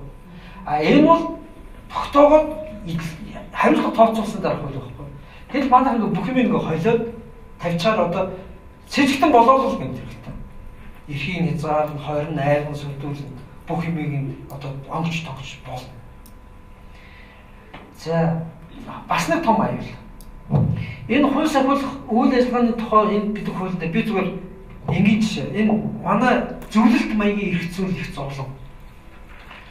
Одоо зүгээр гудамжинд цагдаагийн албаагч хүний биед одоо үзлэг гэдэг манайхаар бол үзлэг гэж байна. Бусад улсаар барууных нь бол нэгжлэг гэдэг үг. Нэгжлэгээ хоёр болж байгаа. Нэвтэрч нэгжлэг хийх, гадна талаас нэгжлэг хийх гэж хоёр байгаад нэвтэрч нэгжлэг хийх гэж байгаа шүүхийн зөвшөөрөл авдаг. Хойшлуулшгүй үйл ажиллагааны үндсэлтэй сэжиг байх юм бол нэвтэрч нэгжлэг хийж болох боловч шүүхийн зөвшөөрлийг заавал яах ёстой. Нөхөж авах гэж байна. Нөхөж аваагүй тэр үйл ажиллагаа чинь хүчингүй болно. Тэрнээс улс нотгоор юм чинь хүчингүй болно. Шүүхэд хэрэглэгдэхгүй. Тэгээд энэ чинь өөрөө та бүхэн гадшаа зөндөл явсан байж хууль сахиулагч гэдэг ганц цагдаа биш. Одоо гайли ажил гэж орно шүү дээ. Тэгээд онгоцны буудад очоод ингээд буухад гайли ажилтнууд бол цүнхэн дээр рентгенээр үзчихээ цүнх гаргаж ирээд цүнхний чинь тэр талд нэг тийм та гарах гэж хэлдэг. Өөрөө нэвтрэхгүй тэр цүнх рүү. Нэвтэрчих юм бол шүүхийн зөвшөөрөлтөө үйл ажиллагаа авчаас өөрөө хэрэгт орчих. Тийм ч та гарга энгийн тэрэг. Тэгээд нөгөө хүн өөрөө гаргаж үзүүлээд гаргаж үзүүлэхгүй хүмүүс танд одоо биднээс хувьд бол үндсэлтэй сэжиг байгаа учраас та өөрөө эсрүүлсэн шүү. Хууль сахиулагчтай хамтарч ажиллахаас татгалцсан шүү. Тийм учраас би таныг тусдаа өөрөнд оруулна. Тэгээд гэрч оруулж ирээд таны зүгийг одоо бид алдаж нээж үтсэн. Та гомддог шүүхт хандж болно. Гэхдээ бид шүүхээс зөвшөөрөл өгөө авчихна. Тэгж хилээд орж байгаа байхгүй. Манад бол энэ нарийн энэ зүгээр өдөр тутмын ажил деталаар хуульчилж байгаа. Ингэж хуульчлахгүйгээр хүний эрхийг хамгаалж чадахгүй. Ингэж хуульчлах хууль нь энэ байна. Энэ бол зөвхөн одоо годомжинд байгаа одоо германч тэр хаач тэр годомжинд цагдаа яриад ингээд таны зогсоод байгаа би таныг одоо яг тим сэжиг байгаа учраас би танд нэгжлэг юм байна гэж. Ямар нэгжлэг вэ? Би бол зүгээр гадна талаас чинь үзэн та хаминд байгаа зүйлээ надад харуулчихвал гэл тэгж байгаа юм. Тэгсээс хамиар орохгүй. Би үзүүлмээргүй гэх юм бол хойш сонголт хоёр сонголт юм. За энэ үнэхээр сэжигтэй харагдахгүй бол за тэгвэл та явж байна. Өөрөө бас нэвтрэхгүй. Үнэхээр сэжигтэй байвал тэгвэл би таныг одоо тэр хэсгээр авчиж танд тийм нийслэг хийхээс аргагүй байна гэж хэлнэ. Тэгэхээр энэ бол тэр хүмүүсийн соёл биш. Энэ бол юу гэхээр тэр хүмүүсийг наривчлаад ингээд хуульчилсан хуультай байна. Бүх юмараа. За буцаад энэ процесс дээр ирээ. Энэ процессыг бий болгохын тулд одоо биднээс дахиад асуудал үүсэж байна. Энийг процесс хуулийг ингэж гаргаж болж байна. Гэхдээ энэ амьд хэрэгжихийн тулд юу хэрэгтэй? Одоо шүүгч хэрэгтэй. Нэг шүүх хурал, хоёр шүүх хурал, гурван шүүх хурал, дөрвөн шүүх хурал. Гурван шүүх хурал хийдэг, нэг шүүх хурал хийдэг байсан шүүгч дөрвөн шүүх хурал хийдэг тийм одоо шүүхийн тогтолцоо орохоор шүүгч нэмэгдэх сурах болж. Энд тэр улсуудад юу гэдэг вэ гэхээр дөнгөж шинээр томилогдсон шүүгч зөвхөн энийг хийдэг. Энэ шүүх. Энэ дээр 3 жил ажиллаж нотгоор юм чи шүүгч болж байна. Тэн дээр дахиад тодорхой хугацаа өнгөрөөсний дараа гин буруу яллах шүүхийг хийнэ. Одоо нэг хүний хэрэг байж байна. Одоо дорж гэдэг хүний хэрэг байж байна тийм. Доржийг дасан зэрэг гаргаж авахыг Д гэдэг шүүгч. Нотгоортой холбоотойг нь Д гэдэг шүүгч. Гин буруу ялдааны холбоотойг нь А гэдэг шүүгч. Нэг шүүгч хүнзээг шийдэхгүй. Манайд бол нэг шүүгч явчихсан шүү дээ. Тэнд бол яадаг вэ гэхээр шүүгчнэр ингээд задраа чивүүр хойлтой учраас энэ ардаа яалах уу гин буруутай шиг энэ хүмүүс олт мэдэхгүй. Яг өнөөдрийн үед энэ үнийг барьлах шаардлага байна уу? Тэрийг ший. Тэгээд эдгээр нь дотроо дахиад шүүхийн карьер болж байна. Манай шиг дөнгөж шүүгчээр төлөвлөхдөө хүний хүнзээг шийдэггүй. Таавал эхлээд 3 жил энийг хийнэ. Тэгээ энэ шүүгчнэр нь болохоор 20 одоо нэг ээлжийн шүүгч гэдэг шиг нэг хэрэг авдаггүй. Өглөө ирээд 8 цаг шүүх болгоод яг юуны систем шиг хэрэг орж ирээд 20 харихгүй за тас дараа гэтэл ингээл зогсож идэх шүүгч. Энэ дээр нэлээд сайн ажиллаад туршлагадад ирэхээр нотгоор энэ процессын асуудлыг шийдэж болно. Процессын асуудлыг шийдэж чадж байгаа шүүгч гин буруу ялыг шийднэ. Тэгэхээр энэ нөгөө шударга ажилддаг, хараад бас бие даасан байдгүй, төвийг сахтгүй гэдэг шалгуурууд нь энд хангагдах хэрэгтэй. Эндээ хангаж чадахгүй эндээс нь зайлшгүй. Тэгэхээр энэ өөрөө шүүгч нарын ур чадварыг, ёс зүй одоо маш олон зүйлүүдийг амьдрал дээр нь хян шалгах нэг механизм болгож байна. А манай шиг шууд төгс ирэх хөхгүй шүү дээ. Эрэгс дараалал өгч эхэлж байгаа байхгүй. Тэгэхээр бид бас бодох хэрэгтэй. Зөвхөн 24 настай хүртэл шууд төгс ирэх өгөөд хүний хүнсийг алхаар шууд зохиод байх уу? Эсвэл үнэхээр практикаар нэг шалгаж одоо яллын буюу гин буруугийн шүүгч болохын тулд дарын шүүгчээр энэ нөхөр 5-7 жил ажиллах шаардлага болчихж байгаа. А манайд бол томилогдоо шууд хүний хүнсийг алхацхаа гэж. Тэгэхээр чинь бас нэрэлзээ үүсч хэлж шээ. За шүүгчтэй холбоотой нэг иймэрхүү боловсруулалтын асуудал хөндөгдөж байна. Энийний урд дахиад ямар шалгуур байгаа бол шүүгч сонгон шалгуур бол бас нэг шаардлага гарч ирж байгаа. Тэр нь юу вэ гэхээр шүүгчээр томилогдох гэж байгаа хүн чинь энэ процесс түрүүний энэ хууль хэрэг хэн шийдвэрлэх ажиллагаанд оролцсон практиктэй байх шүүгчдийн шаардлагатай байдаг. Оролцсон практик нь юу юм бэ? Ихэнх улс орнууд хуульчлаагүй боловч өмгөөлөгч прокурор хоёроос шүүгчээ сонгож байна. Дор хаяж өмгөөлөгчээр прокуророор тэдэн жил ажилласан гэдэг шалгуур тавьдаг байхгүй. А манайд бол хэрэг хэн шийдвэрлэх ажиллагаанд хэн нэгнийг төлөөлж эрхийг хамгаалж оролцоогүй зүгээр л хүн гинт хүсэл орчиж шээ. А тэр чинь өөрөө процессын туршлага байхгүй, хүний эрхийн мэдрэмж байхгүй, ямар зовлон зовдгоо үүсдэг гэдэг тухай ямар ч ойлголт байхгүй. Зүгээр л робот ч нөхөр ороод ирж байгаа байхгүй. Роботоос биднес шударгаасыг хайхад бол хэцүү. Тэр бол зүгээр л хичээл тэгэл ажиллаж. Тэр нөгөө шүүгчийн туслахаар ажиллаж байсан хүмүүс шүүгч болдог. Одоо дахиад энэ чинь системээр очиад бөө хэрүүл босон шүү дээ. Дахиад юу болж ийм гэхээр шүүгчийн туслах эсвэл шүүхийн нарийн бичиг энэ төр хийж байгаа хүмүүс бол одоо хуульчийн ажил хийгээгүй гэж үзэж шүү дээ. Баруун улс орнууд. Энэ бол шүүхийн захиргааны ажил аа. А хуульчийн ажил гэдэг бол хэн нэгнийг төлөөлж процесст оролцох хэрэгтэй. Одоо би зэтээр нэг иргэн гомдол гаргаад шүүгчд туслахаас өмнө намайг шүүгч оруулахгүй гэж шинэ хууль гарчлаа гэж зэтээр өгсөн. Тэгээд би бүр дотор ингээд арцсан байсан байхгүй юу арцсан гэхлээр тэр хүн өөрөө ингэж бичсэн байсан. Нин үг ихэд би хуулийн бүх ажил хийж байгаа. Ямар ажил хийж байгаа? Шүүгчийн бүх ажил хийж байгаа. Шүүгч харамсгал зурж байгаа бол усны би хийж байгаа гэж байгаа. Гомдод хийж бичсэн байна. Тэгэхээр би зүрхээс хэрвээ чи шүүгчийн бүх ажлыг хийгээд шүүгчийн цөм дараасаа зурж байгаа бол шүүгч ч одоо эрүүгээр үүсэх хэрэгтэй. Хууль бусаар эрхэмлээ шилжүүлсэн байна. Яг бол та нар бол шүүгчд ажиллах техник төсөл үзэл хүрэлт болохоос шүүх хэрэглэдэг хэрэгжүүлэх хүн биш шүү дээ. Үндсэн хуулинд дээр шүүх хэрэглэх гацуу шүүгч хэрэгжүүлнэ гэж заасан байна. За тэгэхээр саяны яг энэ бүцгийг дагаад одоо юу хөгжих хэрэгтэй болж байгаа гэхээр хуульч гэж хийнэ хэмцэх юм. Шүүгчийг яаж сонгон шалруулах юм, дотоод карьер нь ямар байх юм гэд шүүгчийн тухай хуулиуд хуулж ирсэн байдаг тухай хууль гэдэг юм ингээд олон хуулиуд гарстай болж эхэлж байна. Дээр нь энэ процесс эхлэхэд хүнийг цагдаа ойрдоггүй ингээд хүнийг ирүүдэн шүүддэггүй систем тогтсон тул одоо тахрын албаны хууль хэрэгтэй болж эхэлж байна. Шүүгчийг хамгаалахаас ахуулаад тэр систем хэрэгтэй болж эхэлж байна. А энийг дагаад маш олон инфра дэд бүтцүүд шаардж эхэлж байна. Одоо энэ дөрвөн шүүх хуралдаанд хийхэд бол шүүхийн танхим гэдэг бол өөрчлөх ёстой болж байна. Манайх шиг дотор байрны стандартаар баригдсан байшин дотор шүүхийн болж болохгүй болчихж байгаа. Жишээ нь энэ одоо дасан зэрэг харамжааг авах шүүх хуралдааны зал тусдаа өөр. Нотгоомдын үнэлэх шүүх хуралдааны зал тусдаа өөр. Гин буруу бол ялыг оноох шүүх хуралдааны зал тусдаа өөр.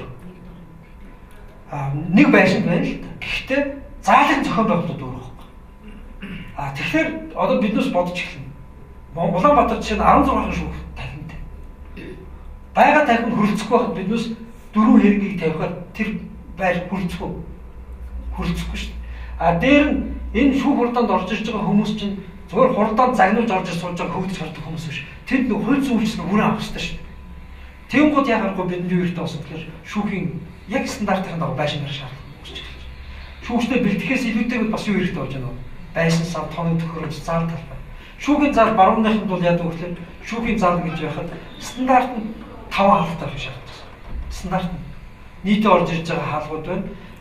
Шүүгдэгч орж ирж байгаа хаалга байна. Шүүгчнэр орж ирж байгаа хаалга байна. Техник ажилтнуудын цагааны ажилтнууд орж ирэх хаалга баачтай үүсэж байна. Манайх бол одоо хамгийн дээд 2 хаалгатай байгаа шүү дээ.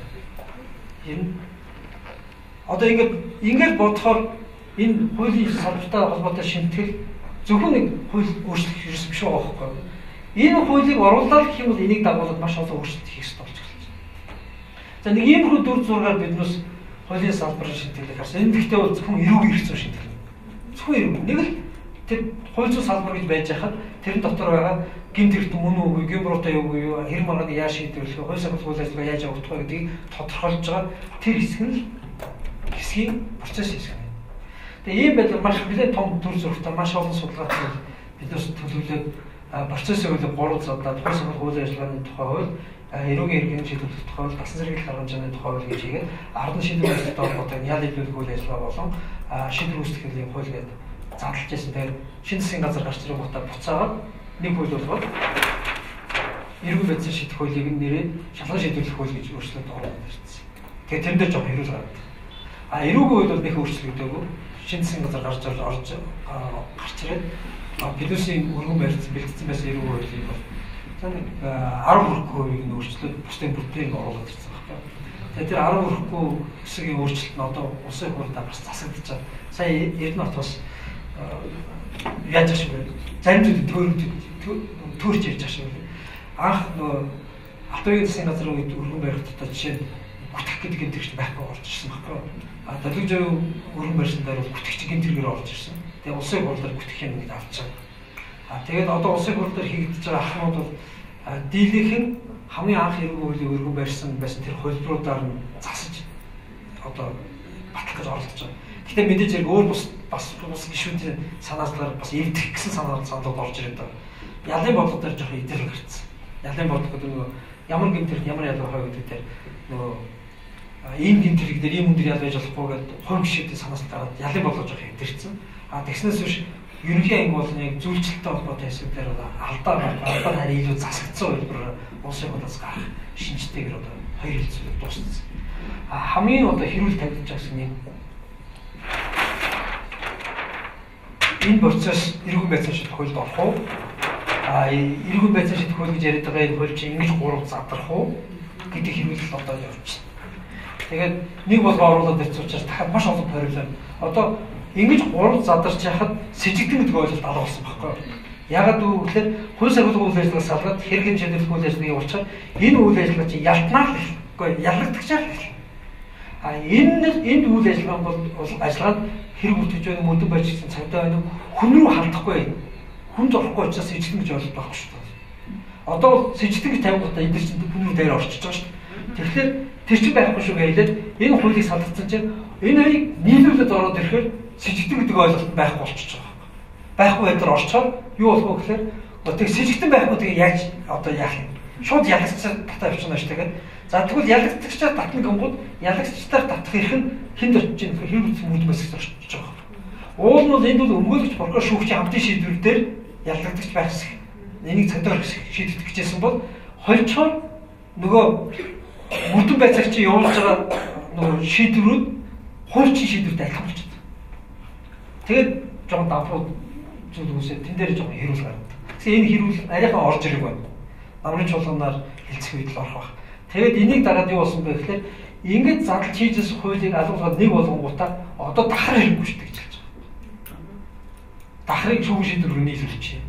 Цагдаагийн хуулийг өөрчлөе. Цагдаагийн хуулийн дээр ингээд ирэхээр нөгөө ийм хэрэнгүүдтэй шүүхийн процессыг төсөөлж хийж байгаа систем илтрээд дахиад юу руугаа шилжих вэ гэхээр энэ рүүгээ шилжих арга руу орж ирж байна. Энэ рүүгээ шилжих. Энэ рүүгээ шилжих юм дээр бид бол юу ч өөрчилж чадахгүй. Хичнээн гоё эрэг үйлдэл болооч гэсэн Эрдэнэтийн хэлдгээр процесс нь байхгүй болчихж байгаа учраас эрэг үйл бол аюу гоё. Ийм үйлдэл гоё те. Гэхдээ амьдрал байдгүй гэдэг тийм л зүйл болж байгаа. За асуух юм. Одоогийн асуултанд хариултлаа тийм. Одоо нөгөө шүүхийн тогтолцоо чинь Ром Германы тогтолцоогоор явж байгаа юм шүү дээ. Тэр таны одоо энэ дөрөв шүүх тогтолцоо гэдэг нь тогтолцоог нь өгч байгаа. Энэ шүүхийн тогтолцоо дээрээс хамаагүй. Энэ бол нөгөө шүүхийн үйл ажиллагаа процесс таа. Шүүхийн тогтолцоо бол анхан давзаад хяналтын гэдэг ч юм уу ари өөр ойлголт байхгүй. Зүгээр Ром Германы юм уу Англи Америкийн систем одоо намайг маш их шүүмжлсэн Америк баян хуулиуд оруулж ирлээ гэж шүүмжлээсэн. Миний өргөн байрсан бол батлуулсан хуулиуд нэг ч Америк биш. Нэг ч Америк шүү байхгүй.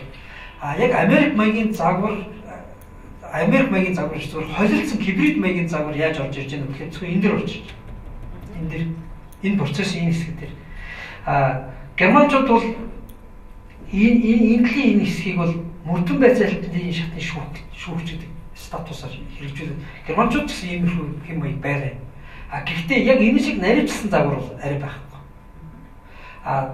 Биднээс яагаад энэ загварыг илүү сонирхоод байна вэ гэхээр германчууд бол одоо яг энэ загвар байхгүй боловч хуульчийн соёл, ёс зүй тэнд тогтсон нэг дэг жайг байна шүү дээ. Тэр дэг жайгаараа хинж хүний эрх зөрчихгүй байна. Хамаагүй эрүүл. Манайх бол яг нөгөө тэр соёл нь байхгүй учраас одоо нэг хэсэг хүмүүс ямар ч хэмжээ эзгаар зэвсэг өгöd байгаа байна. Тэгэхээр тэр хэмжээ эзгааргүй зэвсгийч өөрөө хэмжээ эзгаарт болоход юу хэрэгтэй вэ? Би зөвхөн энгийн жишээ ярив. Энэ бол үндэсний онцлог юм шиг байлаа. Яг энэ шүүхттэй холбоотой энэ шийдлүүдийг хийх тулд цаас дээр судалгаа уншаад зогсохгүй. Яг тухайн улсуудад нь очиж би өөрөө үзэхгүй. Тэгээд энэ гибрид маягийн тогтцоог энэ Солонгос Япон авч ийн одоо сүүлийн. Тэгээд Солонгос Япон хоёр дээр очиж чинь одоо Солонгос Япон хоёрын юу соёлын ялгаа гарч ирж байгаа. Солонгосчууд 1979 оноос хойш Японыг маш амжилттай хуулаад Японд байдаг бүх загваруудыг өөртөө авсан байхгүй. Тэгээд аваад дараа нь тэрнээсээ татгалзаад өөр системээр авах гэж байгаа. Япон бас өөрийнхөө системээс татгалзаад одоо Солонгосын авах гэж байгаа тэр системээр бас 100% явж байна. Тэгээд юу болсон бэ гэсэн чинь Япон Солонгос хоёр шүүгч, прокурор, өмгөөлөгчдийг бэлддэг улсын тусгай сургууль байдаг. Манайх шиг ингээд янз бүрийн хувийн сургуулиуд биш. Хуулийн сургууль төгссөн хүмүүсээс шалгаад эхний шалгалтад тэнцсэн 1000 хүнийг аваад тэр сургуультай бэлдээд онц сурж байгаа нь шүүгч, дараагийн прокурор тэгээд өмгөөлж болдог гэдэг тийм системтэй Франц маягийн загвартай байхгүй. Солонгос тэрийг авчиж. Тэгээ Японд биднээс очсон Солонгост очсон. Япончууд энийг өөрчлөх гэж байгаа гэж ярьж байгаа. Тэгээд та нар яагаад өөрчлөх гэж байгаа вэ? Манай Япон хуульчид бол мундаг, хариуцлагатай, ёс зүйтэй өндөр. Гэхдээ өрсөлдөө бага байгаа. Өрсөлдөө хэтэрхий бага. Зах зээлээ бид хэтэрхий ингээд хомчиж. Хуульчийн зах зээлийг тэрхийн тулд биднээс одоо сургуулийн тогтолцоог өөрчлөөд, шалгалтын тогтолцоог өөрчлөөд одоо бар ассоциашн гэж яриад байгаа хуульчдын холбоо бүх тийм системээр шилжиж гэж байна гэж хэлж байгаа байхгүй. Зах зээлтэй холбоотойгоор. Солонгос дээрээ асуусан чинь манай энийг өөрчлөх гэж байгаа гэж хэлж байгаа. Та нар яасан Японууд зах зээлээ хэмжсэн тэгсэн гэсэн. Манайд Японтай адилхан проблем байхгүй гэж байгаа. Танад ямар проблем байх вэ? Нэг сургуулиуд бэлтгэсэн өмгөөлөгч, шүүгч, прокурорч гуруулаа нийлээд найз болоод алин систем болгоо шийдсэн. Ерөөсөө хэрэг завьчихдаг тийм систем болгоо шийдсэн. Тэгэхээр биднээс энэ системийг зарлж өгөхгүй болохгүй гэж хэлж байгаа. Тэнгууд бодсон. Япон бол алин систем болоогүй. Тэр нь өөрөө дэлхийд өрсөлдөх хуулийн фермүүд гарахгүй эдийн засаг хөнгөдөд байна гэж тооцож шинжлэх гэж байна. Солонгосчууд болохоор юу гэж үзэж байна вэ? Дэлхийн өрсөлдөөний тухай биш нөгөө дотоод систем нь өөр хитрхи ажиллаж байгаа байна. Яг нэг төгсөлтийн шүүгч, прокурор, өмгөөлөгч гурав суугаад орж ирж байгаа хэрэгээ яриад шийдэт байгаа байхгүй. Манайх ямар онцлогтой вэ? Одоо биднээс ингээ харах хэрэгтэй. Одоо манай шүүхөлийн байгууллагууд эрх үүгийнхэн мөсцийн хэдэн фракцаар үзсэн тий дээд шүүгийн тэрнийхэн бас нэг хэдэн дэвтүүд үзсэн. Энд чи юу илэрхийлж байгаа гэхээр биднээс Солонгостой харилцаа соёл яваад байгаа. Тэгэхээр биднээс хувьд бол яг ч тэгэхээр аль болох эрх мэдлийг яг ч задлах хэрэгтэй болж эхэлж байгаа. Төвлөрж ирсэн болохгүй. Задлахад бол шүүн тасгүй үйл ажиллагааг хүртэл хэрэнгээр яах хэрэгтэй болж байна. Задлах хэрэгтэй болж эхэлж байгаа. Энэ бодлого ягаад одоо явсан юм гэхээр энэ бол чинь одоо Канадад байна. Канада бол хоёр системтэй. Франц, Англи маягийн холилдсон их газрын бөгөөд арлын систем болчихсон шүү дээ. Тэгээ биднес Канада руу очиж судлаад ер нь энэ загвар нэлээд манд таарах юм байна гэж сонголт хийсэн. Зөвхөн энэ херинг систем шүү. Херингээс урагшаа бол манай дрон эргэцэн тогтолцоо бүхий нөгөө мөрдөн шалт систем бүтнээр байж байгаа шүү дээ. Тэр нь 2.4 жил хүртэл үргэлжлэх болцоотой. Тэр систем бол байж байгаа байхгүй. Энэ бол зөвхөн шүүхэн таслах үйл ажиллагаа биш. Шүүх хурлаа яаж явуулах вэ? Яаж нөгөө процессоо шүүхийн хилтэнд оруулах вэ гэдэг. Гэхдээ Герман жалгаагүй, Америк жалгаагүй процессын одоо хянагч ориулн шүүх байхгүй. Манайх шиг процессийн ориулн мөрдөн байцах газар болчих болохгүй л дээ. Манайх бол одоо ер нь бол АД-гийн хүмүүс бол хэрэг бүрддэг нэг хэдэн гүйцэтгэх ажил хийдэг нөхцөл болоо явчихлаа шүү дээ. Анхнаасаа тэр цагдаа мөрдөн байцаагчийн эрхийг нэлээ ингээд доош нь хязгаарлалт өгсөн чинь энэ дүрийг авснараа бүр ялагдагчаар татах хэмжээний том их мэдлэлтэй болж байгаа шүү дээ цагдаа. Аль дүрийг мөрдөн байцаагч. Гэхдээ энэ дүрийг авснараа биш. Хаяа авчаад хуучин систем рүү орчхоор хуучнаараа хадгалаа үлдчихин гэсэн үг байхгүй юу? Бүр ялагдагчаар татах хэмжээний юм. Тий, яг нөгөө сэжигддэг ойлголт байхгүй болчихоор шууд ялагдчихсан. Мөрдөн байцаагч чинь бүр айгуу. Тийм супер хэрэгтэй болов. Супер хэрэгтэй. Харин тийм учраас системийг авч байгаа авсан шиг аваад тэгэхгүй зэрэмдэглэл монголчлол бүр үсэг үрдүн рүү очих гэдэг нь шүмжлээд байгаа байхгүй. Би үнэхээр энэ их мэдлийг аюул сайн ойлгож байгаа боловч яг дахин алгавч гэдэг юм уу тэр нэг олон нийтэд илүү харагддаг ойлголтуудаар нь бас нэлээд дөрвөл үүсгэж байгаа юм шиг тийм. Ер нь бол яг мэржлийн нарийн зүйлүүдийг олон нийт рүү орж тайлбарлахад бол хугацаа хэрэгтэй байхгүй юу? Хугацаагүй богинохын хэлэх юм нь болохоор зар мөнгө байхгүй нэг тас.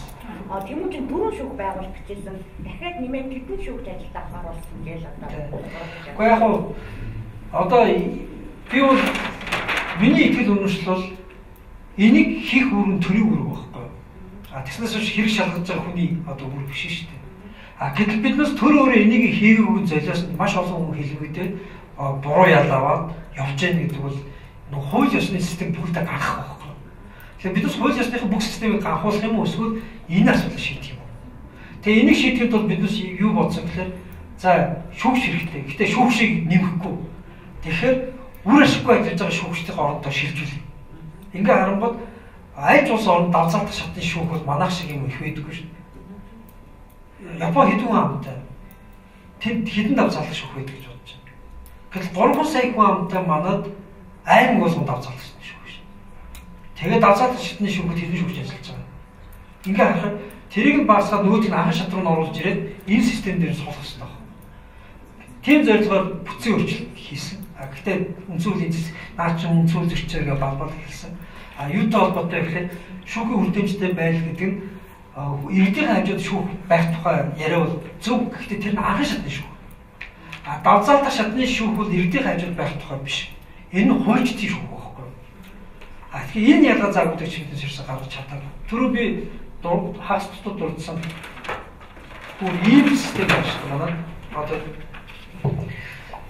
анхан шат, давзаалтах, хяналтын шат гэдэг ийм 3 шатны манай шүүхийн тогтолцоо байна. Бусад улс орнууд энэ анхан шатны шүүхийг хүний хажууд аль болох ингээ орон нутагт задлж байршуулах гэж оролдож байна. Хүртээмжийн нэмэгдэж. Тэгээд анхан шатны шүүх дээр алдаа баг гаргахын тулд саяны хэерэн гэдэг шиг задарсан систем хийж өгч байгаа юм.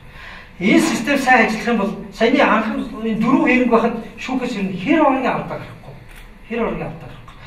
Энэ систем сайн ажиллахад хэрэгүүд тэндээ шийдэгдэл яваад маш цөөхнөн давзаалдаг. Энэ давзаалдах систем дахиад шүүх хурлууд дэсвэр.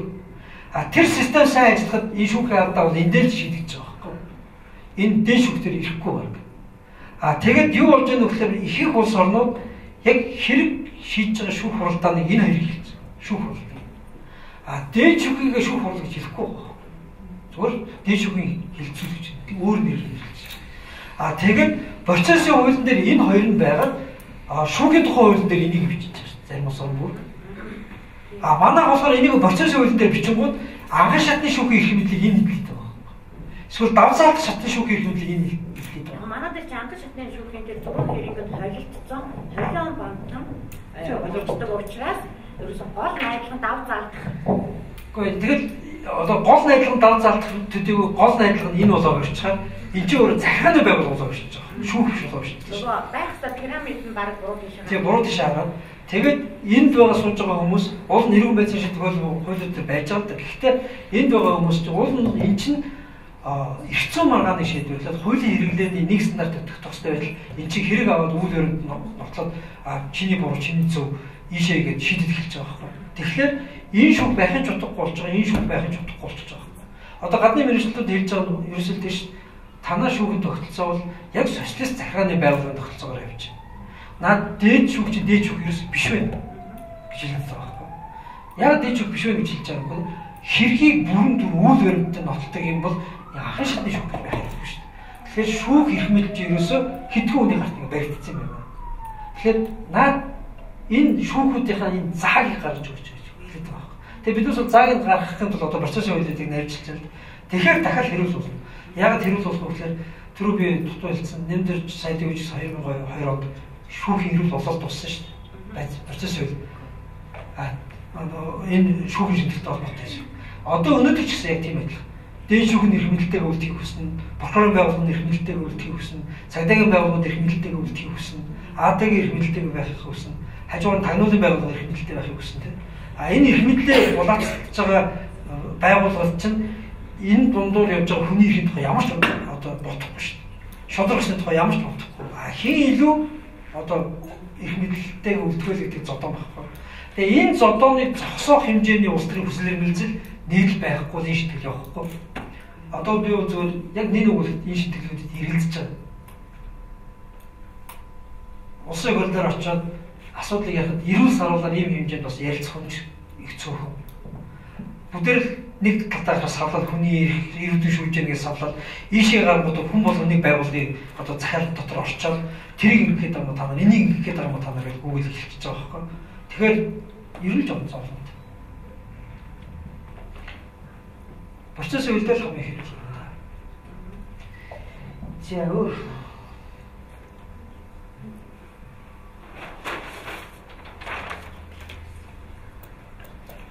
манайд яагаад байгаа шүүх үйлдэл гэж байдгийг зөвхөн татгалзаад гэсэн үйл шүүгч таслаад яваад байгаа юм. Одоо угаас шүүгчний ингээд ажиллах бол шинэ өвчин байж байгаа юм.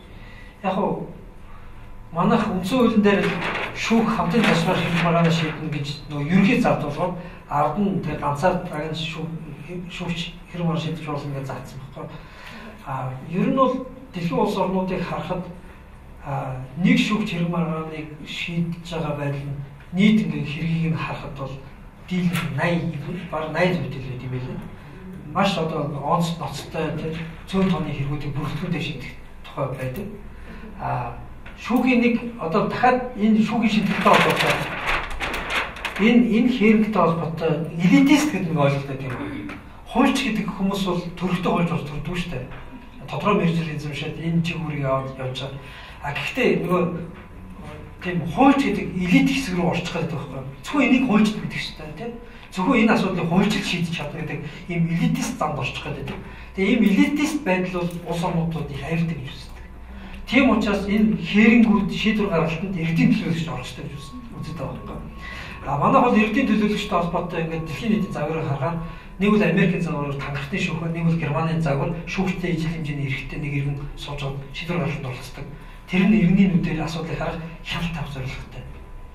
Бид бас энэ хоёр загварыг харж байгаа Германы загвараар эрдийн төлөөлөгч орохыг хольж хэлсэн. Тэгсэн чинь үзүүлэлт цэцтэр уулгацсан. Тэгээ эрдийн төлөөлөгч гэдэг нь бол одоо бол манай зөв шүүхийн жүжиг дотор сууж байгаа нэг хүн байхгүй. Шийдвэр гаргадаг, оролцдог. Тэгэхээр дэлхийд байхгүй нэг загвартай биднес байна. Тэр нь юутай холбоотой вэ? Дахиад нөгөө энэ эрх мэдлийн хуультай юутай холбоотой, зодонтой холбоотой. Манай шүүгчид хитрхи элитист болсон. Зөвхөн шүүгч би мэдэх хэрэгтэй гэдэг.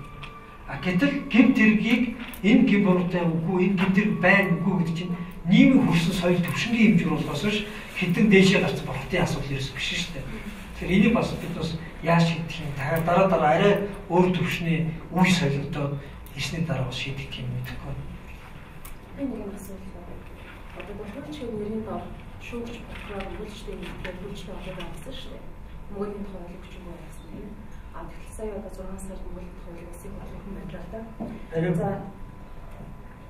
За тэгээд хэлсэн шүү дээ ингэж байна. Одоо түрүүнд бааны холбоо гэсэн. Өөрөндөө бааны холбоо мөнгөлөгчтэй хэлсэн байгаа шүү дээ. Хуульчтай холбоо бас нэгдсэн тийм ээ. Тэгтлэнхээр одоо Японоос ирж байгаа ямар нэгэн одоо газраас ирж байгаа бааны холбооны шүү дээ. Яг танах шүүх прокуроруудын одоо манай бааны холбоо нэгдэж байгаа танах ч өөр тусдаа статустай байгаа шүү дээ. Эндээс таны бодлого юм уу? Та өөрсдөө өгч хэлсэн шүү. Одоо шүүх хэрэгтэй байна. Одоо энэ дээр болгон сонголт. Хуульч гэдэг энэ статус ганцхан өмөлөж хэлэхгүй шүү дээ. Өмөлөж хэлэхгүй. Лицензийг тодорхойл. Тэр нь шүүгч байна уу, прокурор байна уу, өмөлөж байна ялгаагүй. Ямар үйлдэл хийвэл лицензээ хороолох уу? Ямар үйл ажиллагаа явуулж болохгүй гэдгийг тодорхойлж байгаа. Тийм шалгуур واخхой. Баарын холбоо гэж яриад байгаа чинь ч гэсэн бас чи хуульчтай холбооны тухай ярьж байна.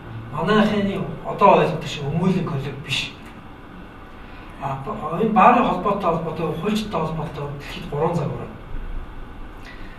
Бүх эрх мэдлийг хууль зүйн яам төлөвлөсөн загвар байна. Эсвэл одоо төрийн бос байгууллагын статустай холбоотыг хүлээн зөвшөөрөөд эрх мэдлийг дээж өгөх төлөвлөсөн нэг бол байна. Эсвэл заавал гишүүнчлэлтэй байхыг алдаад нэг холбоо явуулах шаардаад эрх мэдлийг холбоонд нөхснэг бол байна. Энэ 3 загварын алийг сонгох. Алийг сонгох. Бүх эрх мэдлийг хууль зүйн яамд гэсэн хуулбараар биднес явж үзсэн. 2002 он хүртэл явж үзсэн. Тэгээд дээд шүүх хууль зүйн хоёр хоорондоо муудалцаж хэрэлдээд шүүх ерөнхий зөвлөлийн дарга хууль зүйн сайд хийхгүйгээр дээд шүүх ерөнхий шүүгч хийдэг болно гэж хууль зүйн сайдаас эрх мэдлийн хууль зүйн сайд зөрүүлээд дээд шүүхийн орон тогтмол цөөлнө гэж хуулиараа орон тогтмол цөөлөд тэрүүл 2002 оны тэр хууль батлагдсан түүхийн процесс уншаад үзээрэй. Тийм юм болоод одоо дээд шүүхтэй төвлөрсөн системээр шилжсэн. Дээд шүүхтэй төвлөрсөн системээр шилжсэн чинь юу болж хуурсан бэ гэхээр дээд шүүхийн шүүгч шалган туслах гэх юмсан янз бүрийн нэрээр захиргааны үдчийн бүргээр доороо байгаа бүх шүүхүүдэд ямар шийдвэр гаргахыг зааж чиглүүлж эхэлдэг болсон. Дахиад энэ систем өөрөө завхраар авчихсан. Тэгэхээр одоо бидэнд 3 хувилбар нь хэрэгтэй болж байгаа юм. 3 хувилбар нь заавал гишүүнчлэлтэй баарын холбоо. Заавал гишүүнчлэлтэй баарын холбоо гэдэг чинь өмгөөлөгчтөнд тусдаа, прокурорын тусдаа, шүүгчтөнд тусдаа тэгээд тэр төрийн бос байгууллагын статустай биш. Нийтийн эрх зүйн статустай гэдэг. Зөв шилжилтийн үйл явцаар бид бас шүүгчийг оруулсан байна. Шүүгчийг бол явандад хэлсэл гаргана. Яагаад гарах вэ гэхээр шүүгч дор аж хуулийн стандарт лицензээсээ давсан ёс зүйтэй хүмүүс болох хэрэгтэй байхгүй. Тийм шалгуур тавигддаг инфра бүцүүд нь үүсэлтний дараа одоо бол лицензээ шүүгч үзэх нь бол шүүгчийг доромжсуудтай болно. Тийм учраас шүүгчдийг тусна гаргаад шүүгчд энэ өмгөөлөгч прокуророос харьгүй илүү өндөр ёс суртахуунтай зарчимтай хүмүүс тэндээ шалгарч үлдэж байгаа учраас энэ төвшөнд одоо үнэлгээ болио гэдэг тийм систем рүү очино. Энэ бол шилжилтийн зохицуулалт. Прокурор өмгөөлөгч хоёр бол тэндээ үлдэнэ. Яг бол лиценз шүүх төлөвлөх хэрэгээр тэндээ үлдэнэ. Энд чинь өөрөө прокурорын тухай биш, өмгөөлөгчийн тухай биш. Хуульчдын лицензийн тухай ярих байхгүй. Тэгэхээр энийгээ салгаж биднес харах хэрэгтэй. Ийм л загваруудын сонголт байна. Японы хөлбөрөөс дүүрэж болно шүү дээ. Япон бол өмгөөлөгч гэдэг нь өмгөөлөгчтэй холбоотой төрийн бос байгууллага шүү дээ. Эрх мэдэл нь хаана байгаа гэж бодож байна. Эрх мэдэл нь хууль зүйн яамд байгаа шүү дээ. Тэгэхээр бид бас энэ эрх мэдлийг хүнд өгөх вэ гэдэг. Зүгээр 2012 оны 2008 оны сонгуулиар төрийн тодорхой чиглэлийг иргэний нийгэм тэр дундаа мэржлийн холбоо шилжүүлнэ гэсэн улс төрийн бас нэг зорилго байсан. Тийм учраас хууль зүйн яамд байгаа дээд шүүх рүү очиж болзошгүй байгаа тэр эрх мэдлийг холбоо руу нөхөхийн тулд энэ холбоог биднээс заавал гишүүнчтэй нийт эрх зүйн статустаас субъект болгож харсан. Үгүй энэ тийм байхгүй. Хуучин одоо Япон шиг өмгөөлөгчийн холбооны төвшөнд төрийн бос байгууллагын статустай байвал тэр эрх мэдлийг буцааж хийх хэрэгтэй. Хууль зүйн авах хэрэгтэй шүү дээ. Тэр эрх мэдлийг. Гэхдээ тийм сонголт хийн гэж бол энэ бодлогын сонголт юм чинь асуудал биш шүү дээ. Хуульчтай холбоодвол хуульчтай холбоо өмгөөллийн гэдэг юм уу юу гэдэг төрийн бос байгууллагын статустайгаа үл хамаалал шалгалт авах лиценз олгох цуцлах ёс зүйн одоо алдаа гаргасан бол төрийн шүүмэлцэх эрхийг татж байгаа. Одоо л хийж байгаа шүү дээ. Хуучин сонгох шалгуулт өгвөл шууд одоо шүүх төлөвлөлтөөр аваад мөнгө хийж байгаа шүү дээ. Тэгээс үнэслээ ямар одоо шүүмжлэл баарддаг арга хэрэгтээс илүү юм гэхээр ямар нэгэн урд нь одоо хөнгөлөгчийн шалгалт өгдөгтэй сонирхол. Тэгэхээр яаж юм шууд нөгөө шүүх төлөвлөлт аваад одоо мөнгөлөгч. За би яг асуулт чинь маш тодорхой ойлгож байна. Одоо би нэг юм асууя. Хуучин шалгалт өгчөө дараа нь өмгөөлөгчийн шалгалт өгдөг ус хаана? Жишээ олгоно. Одоо тэр шуулж болж байна. Гэтэл тийм жишээ байхгүй байхад хуучин шалгалт өгсөн байхад энэ өмгөөлөгчийн шалгалт авна гэдэг хэсэг хүн суугаад тэр нь бүр төрийн бос байгуулах шүү. Тэгээс болж болохгүй шүү. Тэгэхээр биднээс дугуй зохиосон дугуйгаа дэлхийд байхгүй бол болох хэрэгтэй шүү. Зашин тэр байхгүй. Эсвэл Германыг дагаад шууд 1-2 дуу шалгах хэрэгтэй бол. Тэр нь хууль зүйн юм аа. Тэгсэн тэр төрийн бос байгуулалт байдлаа байхгүй. Тэгэхээр загвар ийм загвар байна. Бодлогын сонголт юм байна. Дугуй зохиогоод өөртөө одоо асуудал шийдэж болохгүй. Зүгээр нэг алдаа гэх юм уу алдаатай нэг бодлого байгаа. Өмгөөлөгчтэй холбоо энэ өмгөөллийн хуулийн тухай бас ярьж байлаа. Тэн дээр юу байгаа вэ гэхээр энэ дурдсан хэрэг хяналтын ажиллагааны хууль гэдэг чинь өөрөө өмгөөлөл, ялгаа, шүүн таслах үйл ажиллагаа гурван багтаасан хууль байх хэрэгтэй. Прокурорын тухай хуулийн дээр ялах үйл ажиллагаа бичдэг үстэй. Байцаан шийдэх хууль дээр л бичдэг. Өмгөөллийн үйл ажиллагааг энэ дээр бичихгүйгээр өмгөөллийн тухай тусдаа хуультай байна гэх юм бол захын мөрдөн байсагч уучлаарай надад эргэн байцаан шийдэх хууль чухлуулахаас биш танай байгуул тэр хуульд падли байхгүй. Тэгэл хилэнгууд өмгөөлөгчийн нууц маш олон алга болчихж байгаа шүү. Тэгэхээр одоо энэ нэг гажиг төсөөлөл бид нар засах хэрэгтэй байхгүй. Өмгөөллийн үйл ажиллагаа гэдэг чинь тусдаа хууль биш. Энэ процессын хууль тус энэ бичиг тийм байна. Өмгөөлийн нууц таалдахгүй, уцын чагнахгүй, өмгөөлөг гэрчээр дуудахгүй, өмгөөлөгч офис халдсгүй байна гэдэг чинь энд бичигддэг юм байна. Энд нь бичггүйгээр нэг холбоо өөр гэсэн хуультай байх гэсэн амбицаараа бүх өмгөөлийн үйл ажиллагааг авч болохгүй. Биднээсийн өмнө явсан туршлага бол ердөө л тэр. Яагаад өмгөөлөгчийг зодод байгаа? Яагаад өмгөөлөгчийг харилцагчтай хамт хөөж гаргаад байгаа?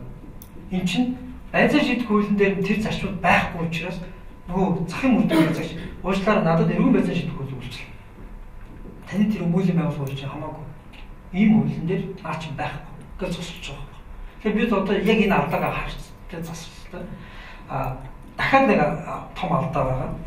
Хэрвээ яг өмгөөлийн байгууллагатай холбоотой тийм асуудал ярьж байгаа бол өмгөөлийн холбоо гэдэг чинь бол өмгөөлийн товчор биш. Биднээс яг 2012 онд энэ хуулийг өөрчлөх бас хэрэгцээ шаардлага байсан байх гэхээр өмгөөлийн холбоо нэрийн дор бусад хууль зүйн товчоодын бизнесийг булааж авдаг хэсэг байсан. Тийм байж болохгүй. Одоо ч тийм байна. Гаднаас ирсэн бүх өмгөөлийн байгууллага шинжиж хэлжсэн шүү дээ. Танах яг социалист өмгөөлийн коллегоор байна. Социализмын үед хүн өмгөөлөгч авах хэсгэнд өмгөөлөгч хүн ирээ асуудал биш. Төрөөс зөвшөөрсөн тэр өмгөөлөгчийн коллегийн асуудал гэдэг юм аа. Тийм учраас мөрдөн байцаагч чи энэ хүний өмгөөлөгч мөн ч биш ч юм уу томилгоогоо авдаг. Хинээр томилох гэдэг. Хоёр хүн хилцэл гэрээ байгуулад би өмгөөлөгчээр авч байгаа гэж чинь томилгоогоо авдаг. Цагдаа орох төвдөр очиод би хүнтэйгээ уулзах гэсэн чи зөвшөөрлөө. Хинээс өмгөөлөгч толгоно гэсэн. Ийм дампуу тогтолцоо явж болохгүй. Энэ дампуу тогтолцоогоор их мэдл гэж андуураад тэр их мэдлээ буцааж авах гэж байгаа хүмүүс байгаа. Тэнд бол энэ шийтгэл ялгагдаж болохгүй. Тэр битгийл би ч өмгөөлөгч байсан. Бидний өгсөн татвараар байшин худалдаж авчаад холбоогоо дампууруулаад өрөнд бариад тавьсан хүмүүс байж болохгүй. Энэ бол зарчим байхгүй. Энд чинь хуульчийн мэргэжлийн хүнд айгүй олон үйл ажиллагаа байна шүү дээ. Тийм учраас хуульчийн мэргэжлэр бизнес хийхгүй. Энэ бол тусдаа. Хуульчдын холбоо гэдгийг байгуулад энэ лицензтэй холбоотой юм. Одоо Японч ирээд хэлнэ, Америкч ирээд хэлнэ. Лицензийн ард бол хариуцлага гэдэг. Олон нийт иргэд хуульчдад энэ хүн хариуцлагатай. Энэ хүн миний итгэлийг дааж чадна. Миний төлөө зүтгэн гэж итгэж одоо худалдаж авах болохоос биш. Юу гэдэг энэ хүн дээр уяатай цаанаа өөр ашиг сонирхолтой гэх юм бол энэ хуулийн тогтолцоод хэн ч итгэхгүй шүү. Тийм учраас ийм л шинтгэл явсан. Тэгээд энэ шинтгэлийг одоо долгиж нуурах санаатай тийм хөл санаач хэлж байгаа. Тэн дээр бол ёстой ч юм хүүхдээ үзэн л зүгээр тавьж. За. Өөр тодорлох яг шүүхийн шинтгэлтэй холбоотой юм асуувал.